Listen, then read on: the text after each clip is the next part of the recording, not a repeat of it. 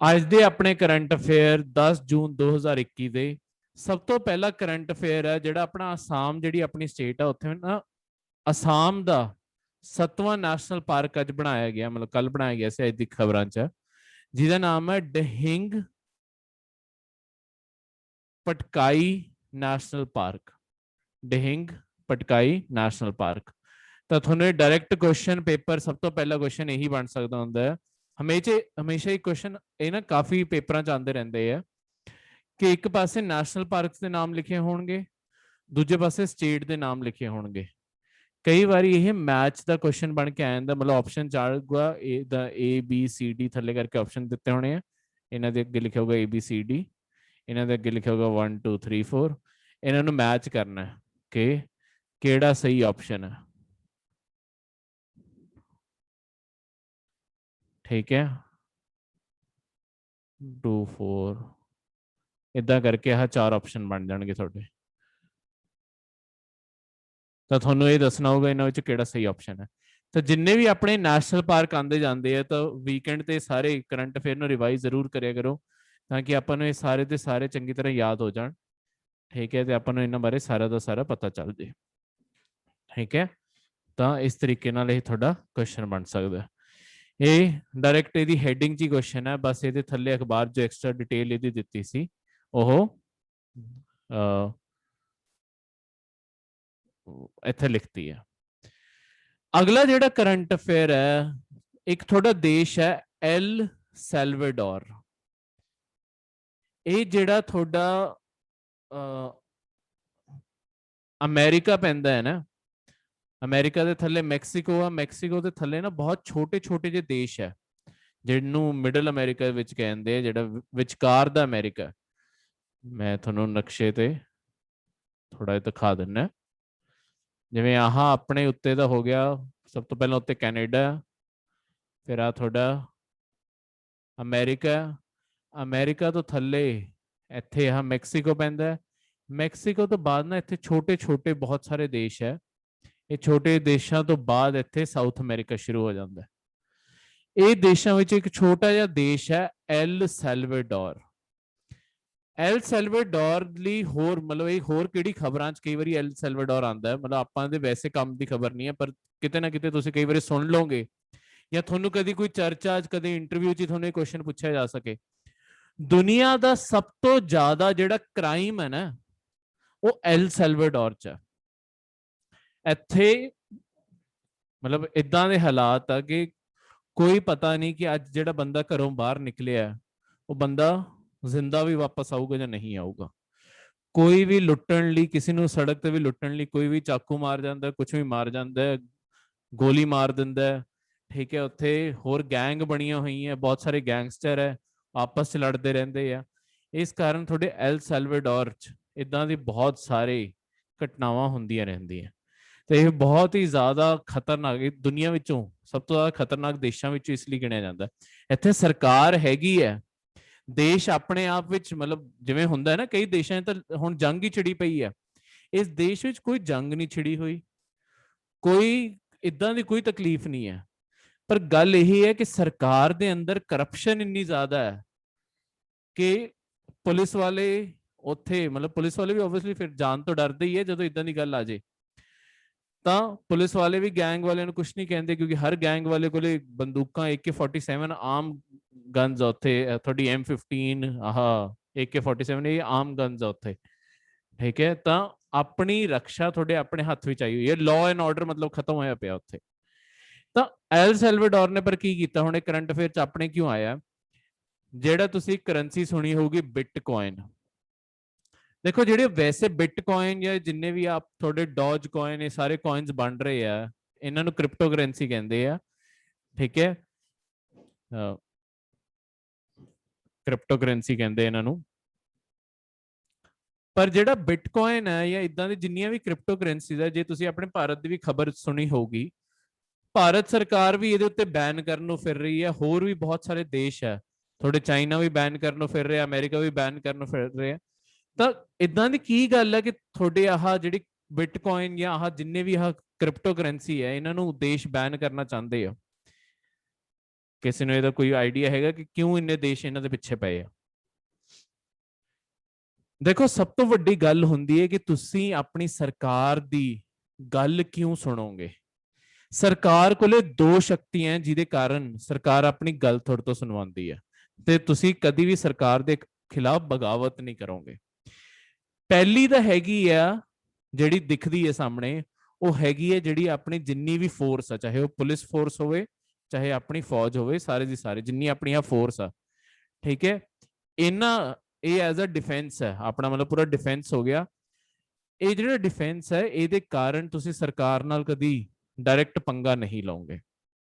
ਦੂਜੀ ਜਿਹੜੀ ਸਰਕਾਰ ਜਿਹਦੇ ਨਾਲ ਤੁਹਾਨੂੰ ਸਰਕਾਰ, ਆਪਾਂ ਸਾਰਿਆਂ ਨੂੰ, ਮਤਲਬ ਮੈਨੂੰ ਵੀ ਸਾਰਿਆਂ ਨੂੰ ਸਰਕਾਰ ਜਿਹਦੇ ਨਾਲ ਕੰਟਰੋਲ ਕਰਦੀ ਹੈ ਨਾ, ਉਹ ਹੈਗਾ ਆਪਣੀ ਕਰੰਸੀ ਨਾਲ।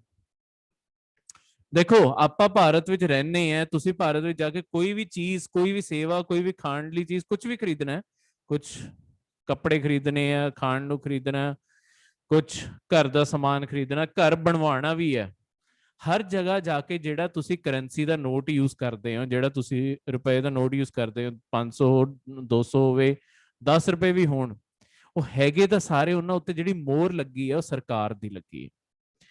ਜੇ ਉਹ ਸਰਕਾਰ ਦੀ ਮੋਹਰ ਨਾ ਹੋਵੇ, ਹੈਗਾ ਤਾਂ ਉਹ ਪਿੱਛੇ ਸਿਰਫ ਇੱਕ ਕਾਗਜ਼ ਹੀ ਹੈ, ਖਾਲੀ ਪੇਪਰ ਹੀ ਹੈ, ਉਹ ਕੱਲੇ ਪੇਪਰ ਦਾ ਕੀ ਮੁੱਲ ਰਹਿ ਗਿਆ ਫਿਰ? ਤਾਂ ਉਹ ਜਿਹੜਾ ਕਾਗਜ਼ ਨੂੰ ਉਹ ਜਿਹੜੀ ਵੈਲਿਊ ਦਿੰਦਾ ਹੈ, 200 500 2000 ਜੋ ਵੀ ਹੈ, ਉਹ ਦਿੰਦਾ ਉਹ ਸਰਕਾਰ ਦੀ ਮੋਹਰ, ਕਿਉਂਕਿ ਉਹ ਨੋਟ ਉੱਤੇ ਇਹੀ ਲਿਖਿਆ ਹੁੰਦਾ ਹੈ ਕਿ ਜਿਹੜਾ ਵੀ ਬੰਦਾ ਇਸ ਨੋਟ, ਜਿਹੜੇ ਵੀ ਬੰਦੇ ਕੋਲ ਇਹ ਵਾਲਾ ਨੋਟ ਹੈ, ਉਹਨੂੰ ਮਾਰਕੀਟ ਵਿੱਚ ਉਨੇ ਦਾ ਸਮਾਨ ਮਿਲੇ, ਉਨੇ ਰੁਪਏ ਦਾ ਸਮਾਨ ਮਿਲ ਜੇ, ਇਹ ਦੇਣ ਦੀ ਗਾਰੰਟੀ ਸਰਕਾਰ ਦੀ ਹੈ, ਇਹ ਦਿਵਾਉਣ ਦੀ ਗਾਰੰਟੀ ਸਰਕਾਰ ਦੀ ਹੈ ਕਿ ਉਨੇ ਦਾ ਸਮਾਨ ਮਿਲ ਜੇ, ਠੀਕ ਹੈ। ਤਾਂ ਇਸ ਕਾਰਨ ਕਰੰਸੀ ਉੱਤੇ ਜਿਹੜਾ ਕੰਟਰੋਲ ਹੈ ਬਹੁਤ ਜ਼ਰੂਰੀ ਹੁੰਦਾ ਸਰਕਾਰਾਂ ਦੀ। ਹੁਣ ਆ ਜਿਵੇਂ ਬਿਟਕੋਇਨ ਤੇ ਜਿੰਨੇ ਵੀ ਕੋਇਨਸ ਹੈ ਨਾ, ਹੁਣ ਗੱਲ ਕੀ ਹੈ, ਇਹ ਇੱਕ ਹੋਰ ਸਿਸਟਮ, ਇਹ ਨਾ ਇੰਟਰਨੈਟ ਦੇ ਥਰੂ, ਸਰਵਰਸ ਦੇ ਥਰੂ ਕੰਮ ਕਰਦੇ ਆ। ਇਹਨਾਂ ਨੂੰ ਕਹਿੰਦੇ ਕਿ ਡੀਸੈਂਟਰਲਾਈਜ਼ ਹੋ ਗਿਆ, ਮਤਲਬ ਹਜੇ ਕੀ ਹੈ, ਆਪਾਂ ਕਿੰਨੇ ਆਪਣੇ ਨੋਟ ਛਾਪਣੇ ਆ, ਆਪਣੇ ਕਿੰਨੇ ਨੋਟ ਲੋਕਾਂ 'ਚ ਵੰਡੇ ਜਾਣੇ ਆ, ਇਹ ਹਰ ਚੀਜ਼ ਜਿਹੜਾ ਆਪਣਾ ਆਰਬੀਆਈ ਹੈ ਇਹ ਕੰਟਰੋਲ ਕਰਦਾ ਹੈ। ਆਰਬੀਆਈ ਡਿਸਾਈਡ ਕਰਦਾ ਹੈ ਕਿ ਆਪਾਂ ਕਿਸੇ ਨੂੰ, ਮਤਲਬ ਆਰਬੀਆਈ ਫੈਸਲਾ ਕਰਦਾ ਹੈ ਕਿ ਆਪਾਂ ਕਿਸੇ ਨੂੰ ਕਿੰਨੇ ਨੋਟ ਦੇਣੇ ਆ। ਬਿਟਕੋਇਨ ਕਿਸੇ ਵੀ ਸਰਕਾਰ ਦੇ ਕੰਟਰੋਲ ਵਿੱਚ ਨਹੀਂ ਹੈ। ਇਹ ਕੰਪਿਊਟਰ ਵਿੱਚ ਕੀ ਕੀਤਾ ਹੋਇਆ, ਕੰਪਿਊਟਰ ਵਿੱਚ ਪ੍ਰੋਗਰਾਮ ਫੀਡ ਕੀਤਾ ਹੋਇਆ ਹੈ ਕਿ ਹਰ 10 ਮਿੰਟ ਵਿੱਚ ਇੱਕ ਬਿਟਕੋਇਨ ਬਣਨਾ ਹੀ ਬਣਨਾ ਹੈ। ਕਿਸੇ ਨੇ ਪ੍ਰੋਗਰਾਮ ਕਰਕੇ ਇਹ ਬਿਟਕੋਇਨ ਜਨਰੇਟ ਦਾ ਇਹ ਪੂਰਾ ਸੌਫਟਵੇਅਰ ਬਣਾਇਆ ਹੋਇਆ। ਤੇ ਜਦੋਂ ਉਹ ਬਿਟਕੋਇਨ ਹੁੰਦੀ ਕੀ ਚੀਜ਼ ਹੈ? ਉਹੀ ਮੈਂ ਦੱਸਦਾ, ਇਹਨਾਂ ਨੂੰ ਨਾ ਕ੍ਰਿਪਟੋ ਕਰੰਸੀ ਕਹਿੰਦੇ। ਬੇਸਿਕਲੀ ਕ੍ਰਿਪਟੋ ਕਰੰਸੀ ਹੀ ਹੁੰਦਾ, ਮੈਂ ਕ੍ਰਿਪਟੋ ਕਰੰਸੀ ਦੱਸਦਾ। ਦੇਖੋ, ਬਿਟਕੋਇਨ ਇੱਕ ਕੋਇਨ ਹੈ, ਇਦਾਂ ਦੇ ਹੋਰ ਵੀ ਕੋਇਨਸ ਹੈ, ਡੋਜ ਕੋਇਨ, ਇਥੀਰੀਅਮ, ਇਦਾਂ ਬਹੁਤ ਸਾਰੇ ਕੋਇਨਸ ਆ ਗਏ ਹੁਣ ਤਾਂ। ਬਿਟਕੋਇਨ ਸਭ ਤੋਂ ਪਹਿਲਾ ਸੀਗਾ, ਤਾਂ ਹੀ ਉਹ ਸਭ ਤੋਂ ਜ਼ਿਆਦਾ ਨਾਮ ਵਿੱਚ, ਉਹੀ ਸਭ ਤੋਂ ਜ਼ਿਆਦਾ ਚਰਚਾ ਵਿੱਚ ਹੈ। ਜਿਹੜੀ ਵੀ ਕਰੰਸੀ ਸਿਰਫ ਤੇ ਸਿਰਫ ਡਿਜੀਟਲ ਰੂਪ ਵਿੱਚ ਐਗਜ਼ਿਸਟ ਕਰਦੀ ਹੈ, ਡਿਜੀਟਲੀ ਐਗਜ਼ਿਸਟ ਕਰਦੀ ਹੈ, ਉਹਨੂੰ ਆਪਾਂ ਕਹਿੰਦੇ ਕ੍ਰਿਪਟੋ। ਕ੍ਰਿਪਟ ਕਰਨ ਦਾ ਮਤਲਬ ਹੁੰਦਾ ਤੁਸੀਂ ਨਾ ਕੋਡ ਕਰਤਾ ਕੰਪਿਊਟਰ ਵਿੱਚ ਕੋਡ ਦਰਜ ਕਰਤਾ, ਉਹ 'ਚ ਨਾ ਪੂਰਾ ਪ੍ਰੋਗਰਾਮ ਬਣਾ ਦਿੰਦੇ ਆ। ਹੁਣ ਕੋਈ ਵੀ ਕਰੰਸੀ ਬਣਾਣੀ ਹੈ ਜਿਹੜੀ ਕ੍ਰਿਪਟੋ ਕਰੰਸੀ ਹੈ, ਕ੍ਰਿਪਟੋ ਕਰੰਸੀ ਹੁਣ ਜਿਵੇਂ ਆਪਾਂ ਵੈਸੇ ਜਿਹੜਾ ਆਪਣਾ ਰੁਪਇਆ, ਹੁਣ ਆਪਾਂ ਇਹ ਵੀ ਤਾਂ ਕਹਿ ਸਕਦੇ ਹਾਂ ਆਪਣਾ ਰੁਪਇਆ ਵੀ ਤਾਂ ਡਿਜੀਟਲੀ ਪਿਆ, ਜਿਹੜਾ ਆਪਣੇ ਬੈਂਕ 'ਚ ਆਪਾਂ ਨੂੰ ਦਿਖ ਰਿਹਾ ਜਾਂ ਪੇਟੀਐਮ ਤੇ ਇਹ ਸਾਰੇ ਦੇ ਥਰੂ ਚਲਾ ਰਹੇ। ਨਹੀਂ, ਹਰ ਰੁਪਏ ਨੂੰ ਜੇ ਤੁਸੀਂ ਕਢਵਾਉਣਾ ਚਾਹੁੰਦੇ ਹੋ, ਫਿਜ਼ੀਕਲ ਨੋਟ ਵਿੱਚ ਵੀ ਤਾਂ ਕਢਾ ਸਕਦੇ ਹੋ, ਠੀਕ ਹੈ। ਉਹ ਤਾਂ ਤੁਹਾਡੀ ਮਰਜ਼ੀ ਹੈ ਕਿ ਤੁਸੀਂ ਉਹਨਾਂ ਨੂੰ ਬੈਂਕ ਜਾਂ ਇਹ ਗੂਗਲ ਪੇ ਸਾਰੀ ਚੀਜ਼ਾਂ ਦੇ ਵਿੱਚ ਰੱਖਿਆ ਹੋਇਆ, ਮਤਲਬ ਬੈਂਕ 'ਚ ਰੱਖਿਆ ਹੋਇਆ। ਅਲਟੀਮੇਟਲੀ ਜਿਹੜਾ ਕ੍ਰਿਪਟੋ ਕਰੰਸੀ ਹੁੰਦੀ ਹੈ, ਇਹ ਕਦੀ ਵੀ ਫਿਜ਼ੀਕਲੀ ਕਿਸੇ ਕੋਲੇ ਨਹੀਂ ਹੁੰਦੀ। ਇਹ ਸਾਰੀ ਦੀ ਸਾਰੀ ਕਰੰਸੀ ਹੀ ਆਨਲਾਈਨ ਹੁੰਦੀ ਹੈ, ਇਹ ਸਿਰਫ ਡਿਜੀਟਲੀ ਹੀ ਐਗਜ਼ਿਸਟ ਕਰਦੀ ਹੈ। ਸਾਰੀ ਕਰੰਸੀ ਆਨਲਾਈਨ ਹੁੰਦੀ ਹੈ। ਜੇ ਕਿਸੇ ਨੇ ਲੈਣੀ ਹੈ ਜਾਂ ਕਿਸੇ ਨੂੰ ਦੇਣੀ ਹੈ, ਇਹ ਸਿਰਫ ਆਨਲਾਈਨ ਟ੍ਰਾਂਜੈਕਸ਼ਨ ਹੋ ਸਕਦੀ ਹੈ। ਕਿਸੇ ਨੂੰ ਤੁਸੀਂ ਫਿਜ਼ੀਕਲੀ, ਜਿਵੇਂ ਆਪਾਂ ਕਿਸੇ ਨੂੰ ਪੈਸੇ ਦਿੰਨੇ ਆ, ਉਦਾਂ ਨਹੀਂ ਦੇ ਸਕਦੇ, ਸਿਰਫ ਆਨਲਾਈਨ ਟ੍ਰਾਂਸਫਰ ਹੋਊਗਾ। ਹੁਣ ਇਹਦੇ ਫਾਇਦੇ ਵੀ ਬਹੁਤ ਸਾਰੇ ਹੈ, ਨੁਕਸਾਨ ਵੀ ਹੈ। ਫਾਇਦੇ ਇਹ ਹੈ, ਮਤਲਬ ਕ੍ਰਿਪਟੋ ਕਰੰਸੀ ਦੇ ਕੀ ਫਾਇਦੇ ਆ, ਹੁਣ ਬਿਟਕੋਇਨ ਦੇ ਨਹੀਂ। ਸਰਕਾਰ ਬਿਟਕੋਇਨ ਨੂੰ ਇਸ ਲਈ ਬੈਨ ਕਰਨ ਨੂੰ ਘੁੰਮ ਰਹੀ ਹੈ ਕਿਉਂਕਿ ਸਰਕਾਰ ਦੇ ਕੰਟਰੋਲ ਵਿੱਚ ਨਹੀਂ ਹੈ ਕਿ ਕਿੰਨਾ ਪੈਸਾ ਇਕਨੋਮੀ ਵਿੱਚ ਜਾਊਗਾ, ਆਪਣੀ ਆਰਥਿਕ ਸਥਿਤੀ ਵਿੱਚ ਆਪਾਂ ਕਿੰਨਾ ਪੈਸਾ ਪਾਣਾ। ਦੇਖੋ, ਕਈ ਵਾਰੀ ਆਪਣੇ ਦਿਲ 'ਚ ਇਹ ਖਿਆਲ ਆਉਂਦਾ ਕਿ ਜੇ ਭਾਰਤ 'ਚ ਇੰਨੀ ਗਰੀਬੀ ਹੈ ਤਾਂ ਸਰਕਾਰ ਸਾਰਿਆਂ ਨੂੰ ਪੈਸੇ ਕਿਉਂ ਨਹੀਂ ਵੰਡ ਦਿੰਦੀ। ਜਿਵੇਂ ਤੁਹਾਡੇ ਪ੍ਰਧਾਨ ਮੰਤਰੀ ਨੇ ਕਿਹਾ ਸੀ ਸਾਰਿਆਂ ਦੇ ਅਕਾਊਂਟ ਵਿੱਚ 15 ਲੱਖ ਰੁਪਏ ਆਣਗੇ, 15 ਲੱਖ ਰੁਪਏ ਕਦੀ ਆ ਹੀ ਨਹੀਂ ਸਕਦੇ ਸੀ ਸਾਰਿਆਂ ਦੇ ਅਕਾਊਂਟ 'ਚ। ਅੱਜ ਮੈਂ ਗੱਲ ਕਰਾਂ ਘੱਟ ਤੋਂ ਘੱਟ, ਮਤਲਬ ਤੁਸੀਂ ਕਿਹੜੇ ਬੰਦੇ ਦੇ ਬੈਂਕ ਬੈਲੈਂਸ ਨੂੰ ਕਹੋਗੇ ਕਿ ਇਹ ਬੰਦੇ ਕੋਲੇ ਕੋਈ ਪੈਸੇ ਨਹੀਂ ਹੈ, ਜਿਹਦੇ ਕੋਲੇ ਜ਼ੀਰੋ ਹੈ, ਮਤਲਬ ਜਿਹਦਾ ਬੈਂਕ ਬੈਲੈਂਸ ਜ਼ੀਰੋ ਹੋਇਆ ਪਿਆ, ਉਹਦੇ ਬੈਂਕ ਬੈਲੈਂਸ ਨੂੰ ਆਪਾਂ ਦੇਖ ਕੇ ਕਵਾਂਗੇ ਕਿ ਇਹਦੇ ਬੈਂਕ 'ਚ ਕੋਈ ਪੈਸੇ ਨਹੀਂ ਹੈ, ਇਹਦੇ ਕੋਲੇ ਕੋਈ ਪੈਸੇ ਨਹੀਂ ਹੈ, ਜ਼ੀਰੋ ਹੈ ਨਾ ਬੇਸ। ਹੁਣ ਜੇ ਮੈਂ ਸਾਰਿਆਂ ਨੂੰ 15 ਲੱਖ ਦੇ ਦਾਂ ਤਾਂ ਗਰੀਬ ਤੋਂ ਗਰੀਬ ਕੋਲੇ ਵੀ 15 ਲੱਖ ਹੈਗਾ, ਤਾਂ ਜਦੋਂ ਸਾਰਿਆਂ ਕੋਲੇ 15 ਲੱਖ ਆ ਗਿਆ, 15 ਲੱਖ ਦੀ ਵੈਲਿਊ ਜ਼ੀਰੋ ਦੇ ਬਰਾਬਰ ਹੈ, ਕਿਉਂਕਿ ਸਭ ਤੋਂ ਛੋਟਾ ਨੰਬਰ ਹੀ 15 ਲੱਖ ਰਹਿ ਗਿਆ ਜੇ ਸਾਰਿਆਂ ਕੋਲੇ ਹੀ ਉਹ ਨੰਬਰ ਹੈ। ਠੀਕ ਹੈ, ਜ਼ੀਰੋ ਤਾਂ ਸਾਰਿਆਂ ਕੋਲੇ ਹੈ ਨਾ, ਮਤਲਬ ਆਣ ਨੂੰ ਤਾਂ ਸਾਰੇ ਜ਼ੀਰੋ ਤੇ ਆ ਸਕਦੇ ਆ, ਤਾਂ ਸਭ ਤੋਂ ਘੱਟ ਨੰਬਰ ਜ਼ੀਰੋ ਹੈ। 15 ਲੱਖ ਜੇ ਸਾਰਿਆਂ ਕੋਲੇ ਆ ਗਿਆ ਤਾਂ 15 ਲੱਖ ਜ਼ੀਰੋ ਹੈ, ਫਿਰ 15 ਲੱਖ ਦਾ ਵੀ ਕੁਝ ਨਹੀਂ ਆਣਾ। ਠੀਕ ਹੈ, ਇਸ ਕਾਰਨ ਇਹ ਜਿਹੜਾ ਕਈ ਵਾਰੀ ਸੋਚਿਆ ਜਾਂਦਾ, ਮਤਲਬ ਇਹ ਦੁਨੀਆ 'ਚ ਸਰਕਾਰਾਂ ਨੇ ਵੀ, ਹੁਣ ਸਰਕਾਰ 'ਚ ਕਿਉਂ ਜਿਹੜਾ ਆਰਬੀਆਈ ਜਿਹੜਾ ਬਣਾਇਆ ਗਿਆ ਸੀ, ਇੱਥੇ ਇਦਾਂ ਦੇ ਲੋਕਾਂ ਨੂੰ ਕਿਉਂ ਭਰਤੀ ਕੀਤਾ ਜਾਂਦਾ ਜਿਨ੍ਹਾਂ ਨੂੰ ਇਕਨੋਮੀ ਇਹ ਚੀਜ਼ਾਂ ਚੰਗੀ ਤਰ੍ਹਾਂ ਪਤਾ ਹੋਣ।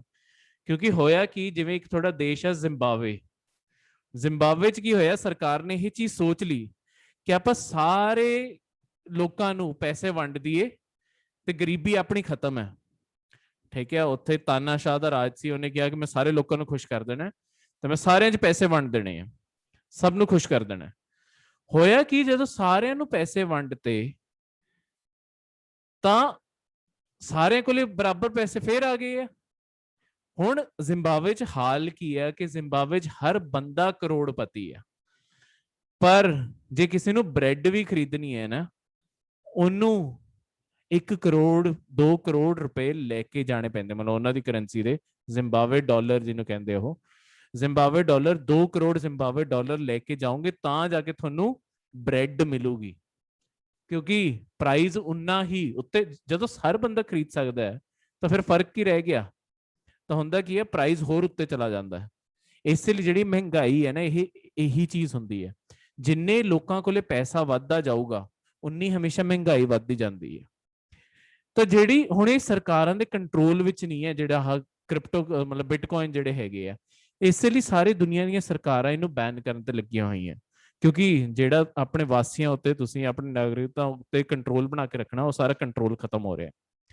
ਜਿਹੜੀ ਕ੍ਰਿਪਟੋ ਕਰੰਸੀ ਹੈ ਆਪਣੇ ਆਪ 'ਚ ਇਹਦਾ ਇਹ ਮਤਲਬ ਹੈ ਕਿ ਇਹਨੂੰ ਕੋਈ ਵੀ ਚੀਜ਼ ਨੂੰ ਤੁਸੀਂ ਕੰਪਿਊਟਰ ਵਿੱਚ ਕੋਡਿੰਗ ਕੀਤੀ ਹੈ, ਕੋਡਿੰਗ ਕਰਕੇ ਇਹ ਲੈਂਗੁਏਜ ਬਣਾਈ, ਤੁਸੀਂ ਸਾਰਾ ਸੌਫਟਵੇਅਰ ਬਣਾਇਆ, ਉਹਦੇ ਥਰੂ ਕਰੰਸੀ ਜਨਰੇਟ ਕਰਨ ਲਾਤੀ ਆ। ਦੇਖੋ ਆਪਣੇ ਆਪ 'ਚ ਇਹ ਚੀਜ਼ ਸ਼ੁਰੂ ਕਿੱਦਾਂ ਹੁੰਦੀ ਹੈ, ਮਤਲਬ ਤੁਸੀਂ ਕਿਸੇ ਵੀ ਚੀਜ਼ ਨੂੰ ਕਿਉਂ ਮੰਨੋਗੇ। ਹੁਣ ਜੇ ਆਪਾਂ ਇਹ ਮੰਨ ਲਈਏ ਕਿ ਚਲੋ ਆਪਾਂ ਜਿੰਨੇ ਆਪਾਂ ਕਲਾਸ 'ਚ ਆਪਾਂ ਸਾਰਿਆਂ ਨੇ ਇੱਕ ਕਰੰਸੀ ਬਣਾਤੀ ਹੈ, ਆਪਾਂ ਉਸ ਕਰੰਸੀ ਨੂੰ ਚਲੋ ਨਾਮ ਦੇ ਦਿੰਦੇ ਆ KPS ਕਰੰਸੀ। ਹੁਣ ਜੇ ਉਹ KPS ਦੇ ਜਿਹੜੇ ਸਿੱਕੇ ਆ, ਮੈਂ ਕਹਾਂ ਕਿ ਮੈਂ ਵੀ ਮੰਨੂਗਾ ਉਹ ਸਿੱਕੇ, ਤੁਸੀਂ ਵੀ ਮੰਨੋਗੇ, ਤਾਂ ਆਪਸ 'ਚ ਆਪਾਂ ਕੋਈ ਵੀ ਚੀਜ਼ ਖਰੀਦਣੀ ਹੋਈ, ਆਪਾਂ ਆਪਸ 'ਚ ਸਿੱਕੇ ਦੇਣ ਲੱਗ ਜਾਾਂਗੇ, ਤਾਂ ਆਪਣੇ ਆਪ ਉਹ ਕਰੰਸੀ ਚੱਲ ਪੈਂਦੀ ਆ।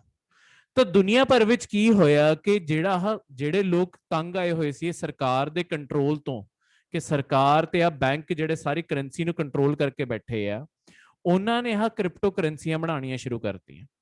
ਉਹਨਾਂ ਨੇ ਆਪਣੇ ਸਰਕਲ ਸ਼ੁਰੂ ਕੀਤੀਆਂ, ਫਿਰ ਅੱਗੇ ਹੋਰ ਫੈਲੀਆਂ, ਫੈਲ ਕੇ ਕੁਝ ਕਰੰਸੀਆਂ ਦੁਨੀਆ ਦੀਆਂ ਬਹੁਤ ਵੱਡੀਆਂ ਕਰੰਸੀਆਂ ਵੀ ਬਣ ਗਈਆਂ, ਬਿਟਕੋਇਨ ਹੋ ਗਿਆ ਜਿਵੇਂ। ਠੀਕ ਹੈ ਕੁਝ ਨਹੀਂ ਬਿਟਕੋਇਨ, ਜ਼ਿਆਦਾਤਰ ਦੇਸ਼ਾਂ ਵਿੱਚ ਮੰਨਿਆ ਵੀ ਨਹੀਂ ਜਾਂਦਾ ਇਹ, ਪਰ ਬਸ ਜਿੱਥੇ ਜਿੱਥੇ ਮੰਨਿਆ ਜਾਂਦਾ ਹੈ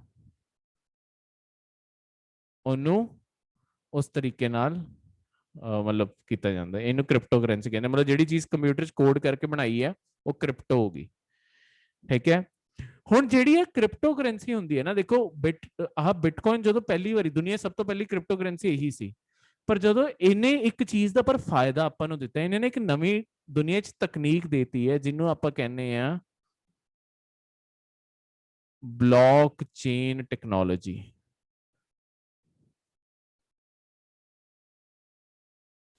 ਹੁਣ ਇਹ ਬਲੌਕਚੇਨ ਕੀ ਹੈ, ਹੁਣ ਇਹ ਕਰੰਸੀ ਕੰਮ ਕਿੱਦਾਂ ਕਰਦੀ ਹੈ। ਦੇਖੋ ਹੁਣ ਜਦੋਂ ਤੁਹਾਡੇ ਸਰਕਾਰ ਦੇ ਕੰਪਿਊਟਰ ਨਹੀਂ ਰਹੇ ਆ, ਤੁਹਾਡੇ ਸਰਕਾਰ ਦਾ ਕੰਟਰੋਲ ਨਹੀਂ ਰਿਹਾ, ਹੁਣ ਕਿਤੇ ਦਾ ਕੋਈ ਹਿਸਾਬ ਕਿਤਾਬ ਰੱਖਣਾ ਹੈ ਨਾ ਕਿ ਕਿੰਨੀ ਕਰੰਸੀ ਹੈ, ਕਿਹਦੇ ਕੋਲੇ ਜਾ ਰਹੀ ਹੈ, ਇਦਾਂ ਦਾ ਕੋਈ ਵੀ ਇਹ ਕਰੰਸੀ ਬਣਾਉਣ ਲੱਗ ਜਾਊਗਾ। ਇਹਦੇ ਲਈ ਨਾ ਇੱਕ ਸਿਸਟਮ ਬਣ ਜਾਂਦਾ ਹੈ, ਮੈਂ ਥੱਲੇ ਬਣਾਉਣਾ।